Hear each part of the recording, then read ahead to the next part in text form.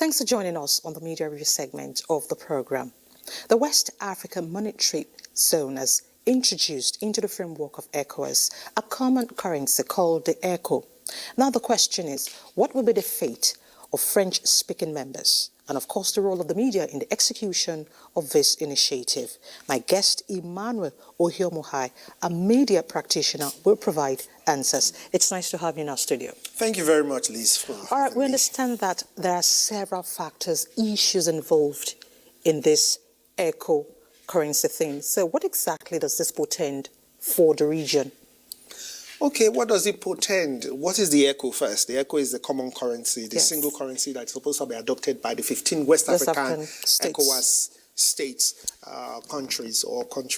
Now, the ECO was launched actually in principle in 2000 by the 15 West African states, and it was supposed to have been adopted as a single currency before now, of course, because there were 10 criteria that were set, amongst which was that they had 4 primary criteria and 6 primary criteria and 4 secondary criteria to be met by the 15 West African countries, amongst which was the single-digit inflation rate, a fiscal deficit of no more than 4% of the GDP, central bank deficit financing of no more than 10% of the previous year's tax revenues, gross external reserves that can give import cover for a minimum of 3 months. Okay, those are the 4 primary criteria. Now, the truth about it is that they gave themselves targets to meet these criteria and make sure that they all adopt this currency as a single currency. But unfortunately, none of these countries, including Nigeria, the big brother, have not been able to meet this criteria. But I think there was a general resolve, basically, in the last meeting, December 19, 2019, that yes, we need to do this, and we must see how we can adopt and start this thing, this new currency next year, which is 2020, where we are now. But it's like the French countries, because one of the issues that the African countries were afraid of at that time was that, the French countries have the CFA franc, of course, which is like the CFA means the colonization of French, or association of French colonies, which actually that's what CFA means. Now, that is all French colonies there. They were afraid that these French colonies will not adopt the ECO. How will they change from this, especially because of their colonial ties to France? But it's like these French countries have pulled the rug out of ECOWAS, from the feet of ECOWAS, by adopting the ECO 2 days after the meeting of ECOWAS, yes, December 21. That brings me to my next question. Some French members have indicated interest. Do you foresee a problem?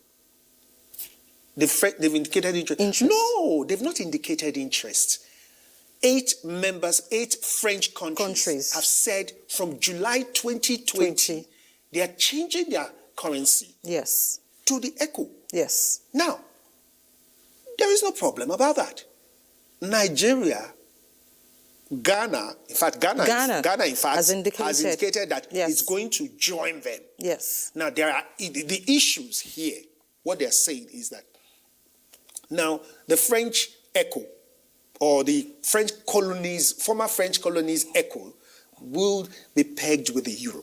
Okay. And Ghana has said they are going to do their ECO that is not going to be pegged to the euro. Okay. So, what are the issues? The issues are that how do we all merge this? When will first the other 6 African countries, West African countries, including Nigeria, when will they decide to adopt the ECO?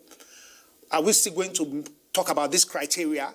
Because we actually, for a single common currency to be effective in West Africa, which is to have the objective of what it was put, why it was initiated at all. Exactly. To have that objective, you need to meet all these criteria. Okay, now let's talk about how this will be executed. That is the media. Yes. What will be the role of the media?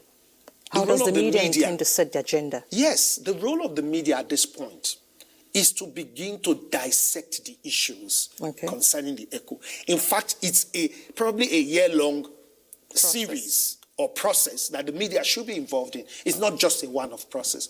We want a situation where the media let's look at the Nigerian media, for instance. How many Nigerians really understand what the ECHO is? Okay. So it would be nice for the media to trace the origin of the ECHO so that they don't just say that, okay, it is a French colony thing, or it's just 8 West African countries. They are just changing their CFA to ECHO. Where did that ECHO name come from? So we should look at the origin of the ECHO. We should look at how the road to convergence of the single currency. Okay. How will other African countries adopt the ECHO? The challenges to making other West African countries adopt the ECHO, which means how will every economy in West Africa become an integrated economy? The impact of ECHO on monetary policies.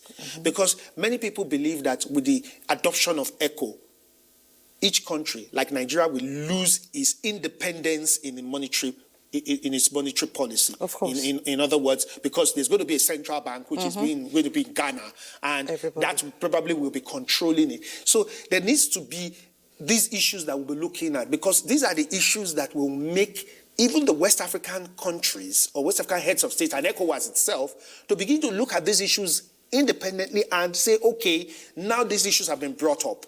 How do we resolve these issues? Okay. So there's also the balance of payments. Okay. You need to look at the balance of payments. You need to look at trade after the ECHO. What if the ECHO is actually adopted as a single currency? As a single currency. Now, Nigeria has not indicated interest, so other countries. Nigeria doesn't need to indicate interest. Nigeria is part of ECOWAS. I know. Which has decided to adopt it. Okay. Has decided. Yes. Has decided when? 2020, they say. Okay. Yes. Okay. Now, that brings me to my question. Nigeria as a country, and we have a media, we have a role to play. Now, in adopting the system, what methods are we going to be using? Are we just going to leave it at the stables of let the jingles do it? No. I'm not talking of jingles. No, I'm asking, are we going to be leaving it at the stable of jingles, so the jingles will explain this? No. The ordinary man on the street needs to understand what this is all about. The ordinary man may not understand the intricacies of the ECHO, but the ordinary man needs to understand what is the ECHO all about. The technicalities is for, so you see the media should segment its message. Okay. The media should segment its message. The message for the ordinary man or the common Nigerian, I don't like to use that word ordinary man, the common Nigerian in quote, the media should segment its message to those who are policymakers. They should segment its message to private sector stakeholders who are the main beneficiaries of this kind of program. It is not government. Okay. It is the private sector.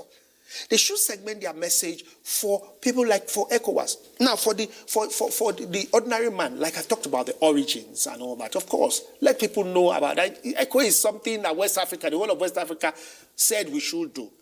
And you can do that. There's no reason why a station like the NTA shouldn't do a documentary on the ECHO. Okay. You should be able to do a documentary on the ECHO, do something beyond features, stories, special reports, and all that on your news bulletin, because these are what is watched regularly by the common Nigerian. These are the ways you reach the other people. The NOA, the Nigerian National Orientation Agency, needs to come in here.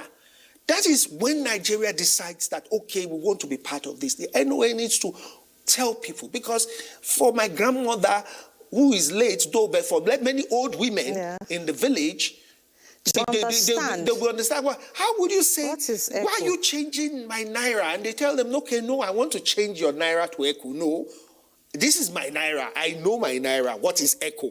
So you need to make them. The NOA used to come in, because the NOA is all over the country, they are the ones who will probably be able to reach the grassroots, to make them understand. So there are different message and communication segmentations that can be used to reach these people.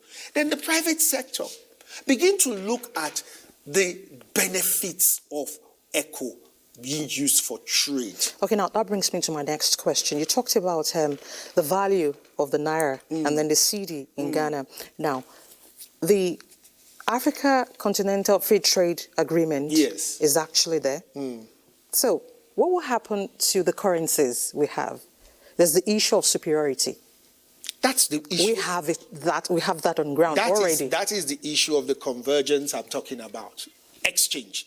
How would I know in value the CD is higher than the Naira, and the Naira is higher than the CFA franc. Now, if you adopt one currency, how would it all look like in the whole of West Africa? How will it look like in Ghana? How will it look like in Nigeria? Yes, there are those who are saying that there should be a fixed rate of the ECO. In other words,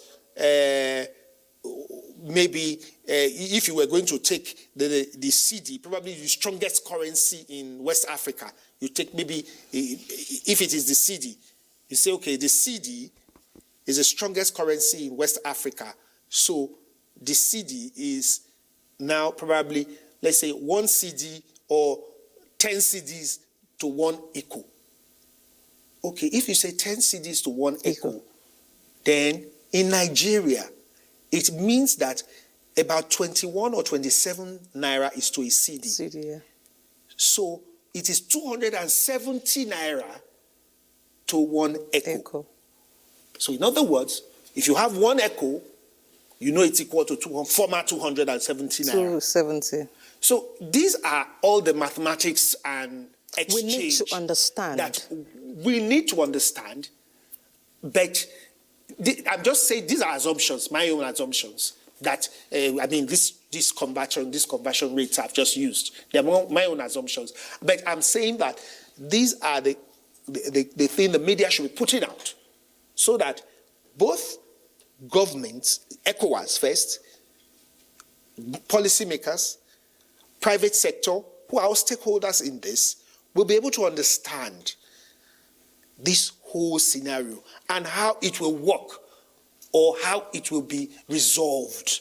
Because it is a challenge that needs to be. There are many challenges that need to be resolved under this ECO. Okay. Now, so you talked about the African Free Trade Agreement. Okay. You have 30 seconds for that. Okay. The African Free Trade Agreement, you talked about the fact that how will it affect the African Free Trade Agreement? The ECO is supposed to make it even better and easier. Okay. Because with one single currency, I go to Ghana. First, the truth about it is that I can go to any other country and trade in Africa.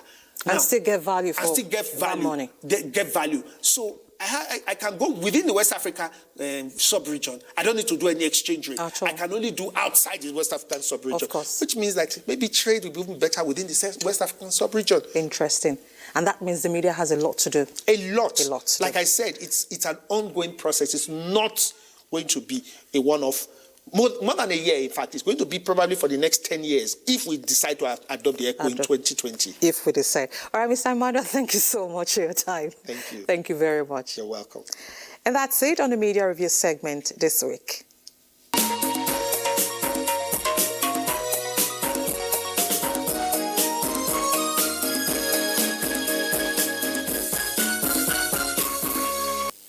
Well, Lizzie, always to say it's time to go. Yes.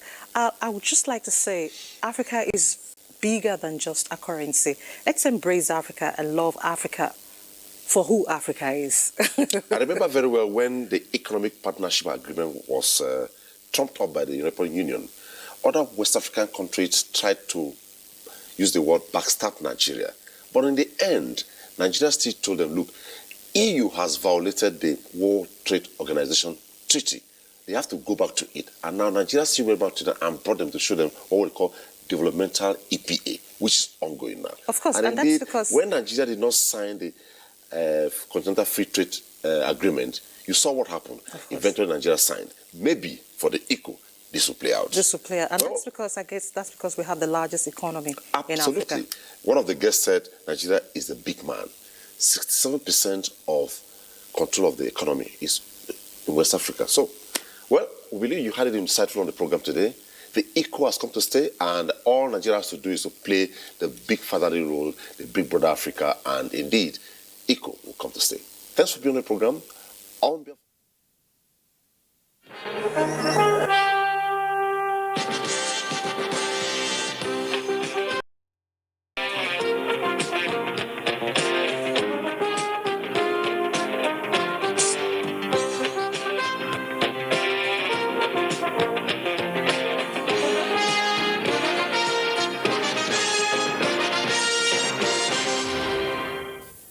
The Nigerian territorial waterways has been described as a mixed blend of prosperity and threats, notorious for pirate activities.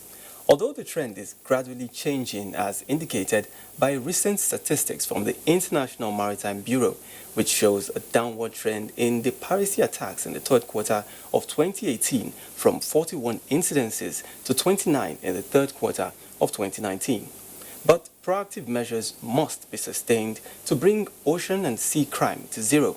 And this is why the Nigerian Navy, through its various sea exercises and operations like Operation River Sweep and Calm Waters, as well as through its regional maritime awareness capability and Falcon Eye facilities, has intensified surveillance along the coastal lines and the deep seas, but enhancing its response capacity to the dynamics of sea crimes and criminality towards protecting the nation's critical maritime assets has become more imperative. On Panorama from the Lagos Network Center, we will be assessing the interventions of the Nigerian Navy at securing the waterways and prospects for more secured maritime domain. I am Dotun Ogwemi. Many thanks for joining us.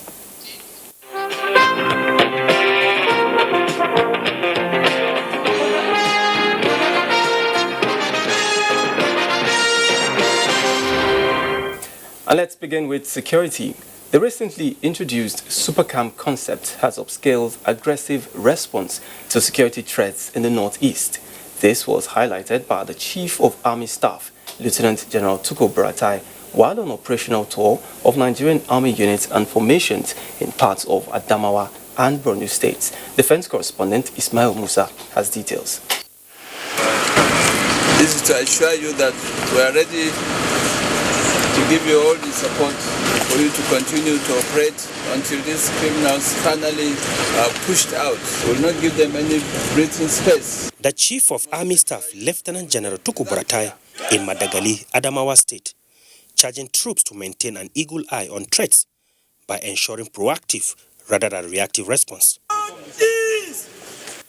In Pulka, Borno State, he commended officers and soldiers for securing the once vulnerable town and promised improved logistics, welfare in the front lines and barracks across the country. At the famous Goza Hills, a critical police training site overrun by Boko Haram in 2014, recaptured by the armed forces in 2015. Massive reconstruction is on, and the mobile police are expected to resume training soon. The army chief climbed the hill to have a feel of what troops deployed to secure the area go through. All areas where the terrorists are hibernating, they've identified them, and they constantly raid those areas. So that's the spirit, and I'm sure the progress is quite commendable. Lieutenant General Buratai stressed that Operation Lafia Dole, operating through 3 sectors, dissected into 23 super camps, has made significant impact in the Northeast. This super camp concept is born out of experience. It's not just out of the blues. I think the initial misconception, has been assuaged, or the fears of the people have been assuaged. And as such, is something that we'll continue to build upon. 2019 operational year has come and gone. There were challenges and successes were recorded. This operational tour provides an opportunity for the Chief of Army Staff, Lieutenant General Tukur Buratai, to appraise platforms and make projections that will enhance counter-insurgency operations in the Northeast. From Biu in Borno State, Ismail Musa, NTA. And still with the Army, the Nigerian Army headquarters is to investigate alleged extortion of commuters by its personnel at a military checkpoint along Maiduguri-Damaturu Road. A statement by the Nigerian Army Operations Media Coordinator, Colonel Aminu Ilyasu, indicates that the allegation was made by the Borno State Governor, Professor Babangana Zulum, while he encountered alleged incident on the route. Colonel Ilyasu says the Army is committed to conducting its constitutional role professionally and enjoins Nigerians to call the Free Code 193 for any act of misconduct by its personnel. And still sticking with security, the successes recorded by the Nigerian Navy in several operations has led to drastic reduction in illegal maritime activities, resulting in greater economic gains for the country. In this report, correspondent examines the strides attained by the Navy in 2019 and its prospect to achieving better maritime security in the new year.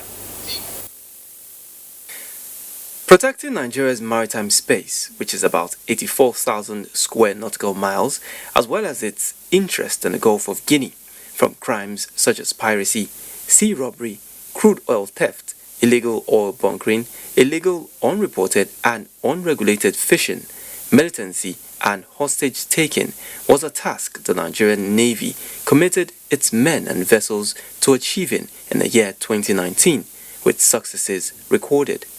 Some of the operations that took place include Operation Calm Waters, Operation Swift Response, and Operation Junction Rain. Also worthy of note are the collaboration with other maritime nations, which was exemplified in the participation of the Nigerian Navy in Exercise Ubangame Express and Exercise Grand African Nemo. These efforts saw an increase in the total number of hours spent on patrol from January to the 16th December 2019, which stood at 22,262 hours. There have been decline in the number of pirate attacks from 34 2018 to 16 2019, increase in destruction of illegal refinery sites because you have these boat houses that have been built at new naval security stations. And if you look at the occurrence of sea robberies that diminished and reduced because of the boat houses at choke points, and lots of efforts have been put in place.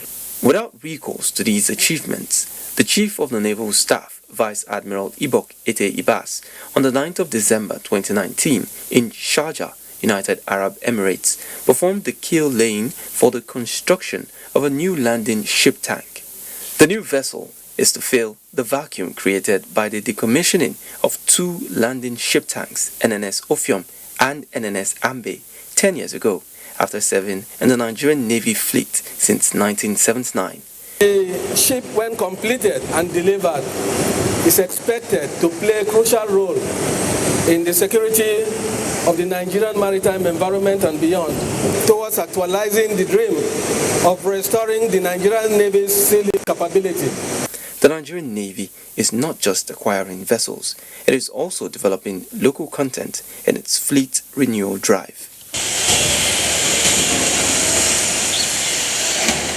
At the Naval Dockyard, Victoria Island, the third seaward defense boat is under construction and being carried out by local architects, engineers and supervisors.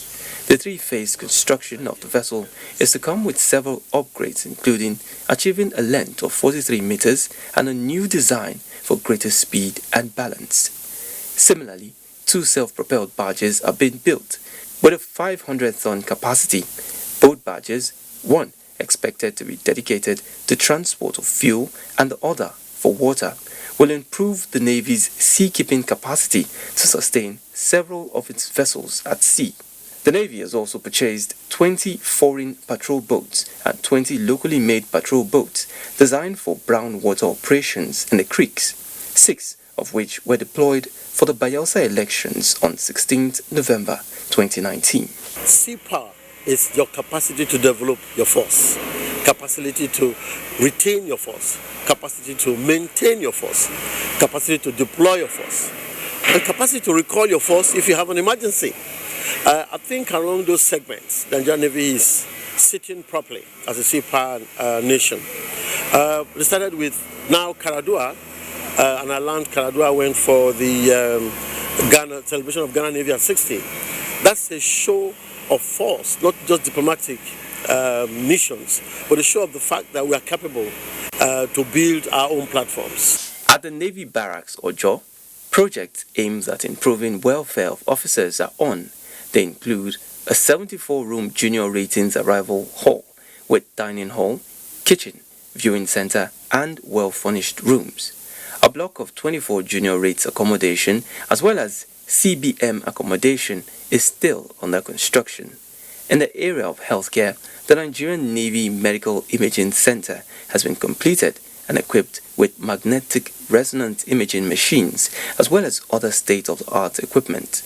The newly renovated medical laboratory and dental center is also a point of reference. A newly built sports complex also awaits commissioning with an indoor sport hall and swimming pool with the aim of promoting physical well-being as well as develop talents in the Navy. Now joining me live in the studio to talk more on this is the Chief of Naval Transformation, Naval Headquarters, Rear Admiral Ifeola Mohammed. You're welcome. Thank you very much.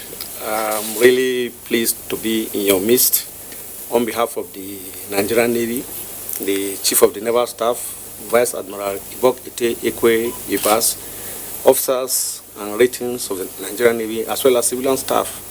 I say thank you very much for this opportunity.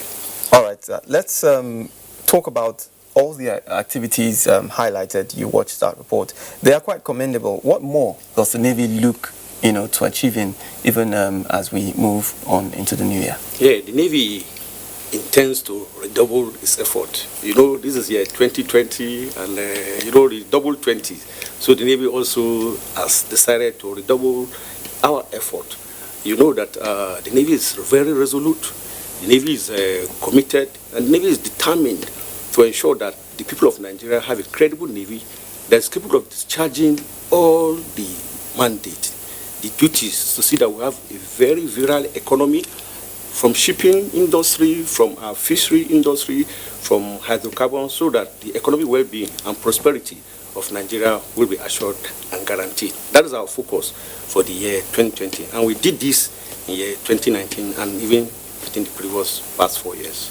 And I also know that there is quite an effort being put into fleet renewal. What is that all about, and how many are we expecting in the course of the year? Yeah, fleet renewal basically has to do with how we are renewing our fleet. The Nigerian Navy is statutorily charged to provide maritime defense and security for Nigeria. We also look up to the Gulf of Guinea, where we are also the dominant force in that area. For us to do this successfully, we need to cover the maritime space, and this definitely will require new vessels, new platforms, the maintenance, and also the support infrastructure. So as we speak, apart from the vessels we acquired between the past 4 years, which are over 360 different categories of vessels and about 300 boats, most of them locally built, and that's a very good thing that the Nigerian Navy is doing to support the local industry. And as you read in your report, one of the ships that is known as Kaladua was locally built, and indeed, one very important feature is that that particular ship was commissioned by the President and Commander-in-Chief himself, President Muhammadu Buhari, in December 2016. That vessel went to Ghana and it participated in the 60th anniversary of the Ghana Navy. And that was a very remarkable achievement. So as we look at the 2020, we have over 56 different vessels that we're expecting. One of them, of course, was the one that the Chief of Naval Staff himself went to Dubai, and he was able to do the launching so that that landing ship tank will provide sea lift capability for the Nigerian Navy, which was lost for the past 2 decades, as you rightly stated in your brief. Also, we're expecting a hydrographic ship. With a hydrographic ship, we'll be able to map all our waters. We'll be able to take soundings. We'll be able to ensure that the safety of the maritime area is assured, because with that we can be able to give the relevant notices to mariners so that when vessels come into our waters, they will be able to move safely with well-charted waters, and that will also have a positive impact on what they call freight charges, insurance premium, all that. All that is what the Nigerian Navy is looking outward for, to be able to provide for the people of Nigeria. You know, our focus as a naval service is to ensure the economic and prosperity of this great nation. I can also tell you that we're also building locally a seaward defense boat. That is the third SB. We've built the first one in Andoni, we built the second one in Escaradua, and now we are building the third one, which incidentally also was launched by the President and Commander-in-Chief himself, President Muhammad. His signature is actually on that vessel's keel. And these efforts, especially those at reducing piracy attacks in Nigeria, what has led to that? How did the Navy achieve all of this? Yeah, when we observed the surge in piracy, especially from 2015 upwards, and we said that this cannot be allowed to stand. So the Nigerian Navy resolutely brought up new operations. And you're aware that we also have a maritime domain awareness infrastructure, which comprises the Falcon Eye and also the REMARC infrastructure. With that, we are able to look out to sea up to 200 nautical miles, and then we can see actually what's happening within the terrain. And then with that facility, we are able to vector our vessels to critical areas where we know that such kind of piracy activities occur, and then we're able to intercept vessels. I can tell you also that we activated Operation Sarituku in 2016, specifically to take care of our offshore and gas installations. And this has been very successful because for the whole of 2019, there was no single successful attack in the Gulf of Guinea. We were able to ensure that we took charge of that. We also have the younger one also, which we call the Operation Camotas. Camotas actually, as the name implies, to keep everywhere cool and calm. So with Camotas, we're able to take care of our backwaters, and then for that, we inducted over 300 patrol boats. And most of these, as I said earlier, were built locally. And these boats are able to permit and dominate the environment so that we make sure that the criminals are unable to operate successfully. In the same vein, we activated operations choke point regime. This choke point regime operations, which converts with other activities, is that we inducted what they call houseboats. In the Nigerian, we call them naval security stations. So what these houseboats do is that they man specific choke point area where the creeks intercept, and from that dominant position, they're able to vector boats and be able to maneuver them in such a way that they're able to keep away criminality. And we have made lots and lots of arrests. Over 300 persons have so far been arrested. We've destroyed over 400 boats. The Nigerian Navy, I can assure you, is poised and ready to surpass our target in the year 2020. And of course, we would like to continue this discussion, but we'll take a short break now, and we'll be right back.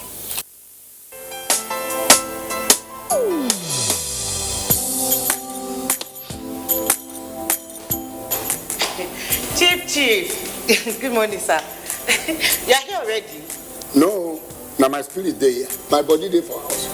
What kind of question is that? Were you not the one that fixed this meeting for 8 a.m.? You are now coming by 10 a.m. and start asking me job questions. But Chief, now, I'm sorry. Don't you also go late for meetings sometimes? You know now, African time. No more African time. And no more pancaking of face during office hours. At the end of the day, we will lose valuable time. We will not make progress. If we want to move this nation forward, we must treat business as business and respect time. Change begins with me. Thank you, sir. I'm sorry. Can we go for the meeting now, Chief? Better. This message is brought to you by the National Orientation Agency in conjunction with the Federal Ministry of Information and Culture.